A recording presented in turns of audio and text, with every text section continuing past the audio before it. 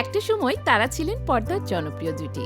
সময়ের স্রোতে হারিয়ে গিয়েছিল সেই রসায়ন, কিন্তু দীর্ঘ ১৫ বছরের নীরবতা ভেঙে আবারও এক ফ্রেমে ফিরছেন দুই পরিচিত মুখ, শাহরিয়ার নাজিম জয় ও দীপা খন্দকার। আর সেই প্রত্যাবর্তনের গল্প লেখা হচ্ছে নতুন নাটক মায়ার বাঁধনে। নাটকটি শুরু থেকে ঘিরে ধরেছে পারিবারিক আবেগ, সম্পর্কের টানাপোড়েন আর নীরব ভালোবাসার গল্পে। এখানে জয় ও দীপা অভিনয় করেছেন স্বামী স্ত্রীর চরিত্রে। তাদের সংসারে আছে দুই সন্তান, ১৮ বছরের এক ছেলে ও ১৬ বছরের এক মেয়ে। বাইরে থেকে তাদের জীবন যতটা স্বাভাবিক মনে হয়, ভেতরটা ততটাই জটিল। ছেলে মেয়ের বেড়ে ওঠা, তাদের আবেগ, প্রেম, ভালোবাসা এবং মা বাবার সঙ্গে দূরত্ব, সবকিছু মিলিয়ে গল্প এগিয়ে যায় এক অদৃশ্য চাপের ভেতর দিয়ে। পরিচালক যুবরাজ খান নির্মাণ করেছেন একটি মধ্যবিত্ত পরিবারের বাস্তব ও স্পর্শকাতর জীবনচিত্র, যেখানে একসময় বাবার চাকরি হারানোর পর সংসারে নেমে আসছে অনিশ্চয়তা। অর্থনৈতিক সংকট বাড়লেও কমে না মা বাবার ভালোবাসা, বরং সেই সংকটের মধ্যেই সন্তানের ভবিষ্যৎ নিয়ে বাড়তি উদ্বেগ তৈরি হয়।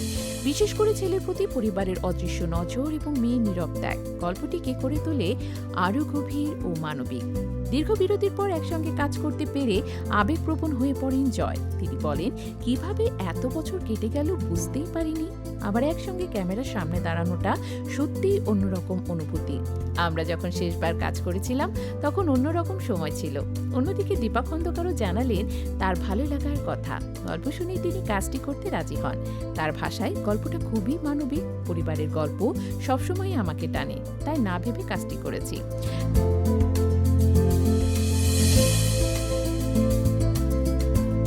নাটকের আরেকটি আকর্ষণ হলো তাদের পুরনো রসায়নের নতুন রূপ। একসময় যারা ছিলেন পর্দার তরুণ প্রেমিক প্রেমিকা, আজ তারা পরিণত দম্পতি চরিত্রে। জয় মজা করে বলেন, তখন নায়ক নায়িকা ছিলাম, এখন তাই শুধু গল্পের ভেতরে। ৯০ শেষ দিক থেকে একসঙ্গে কাজ করা এই দুই শিল্পীর সম্পর্ক শুধু পেশাগত নয়, বরং দীর্ঘদিনের বন্ধুত্বেও গাথা। বহু নাটক ও টেলিছবিতে একসঙ্গে কাজ করলেও গত এক যুগে তাদের একসঙ্গে পর্দায় দেখা যায়নি। সেই শূন্যতা পূরণ করতেই যেন মায়ার বাঁধন হয়ে উঠেছে একটি আবেগঘন প্রত্যাবর্তন। জানা গেছে, নাটকটির শুটিং হবে ঢাকার বিভিন্ন লোকেশনে টানা ৩ দিন।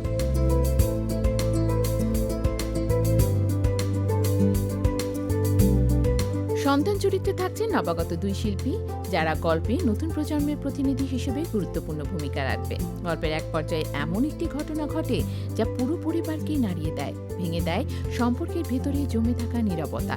সেই ঘটনা কি বদলে দেবে তাদের জীবন, নাকি আরও গভীর করে তুলবে এই সম্পর্কের জট? উত্তর মিলবে ঈদুল আজহার বিশেষ আয়োজনে, যখন পর্দায় আসবে মায়ার বাঁধন। একটি পরিবার, কিছু অপ্রকাশিত কষ্ট আর ভালোবাসার এমন এক বাঁধন যা ভাঙতে চাইলেও ভাঙে না।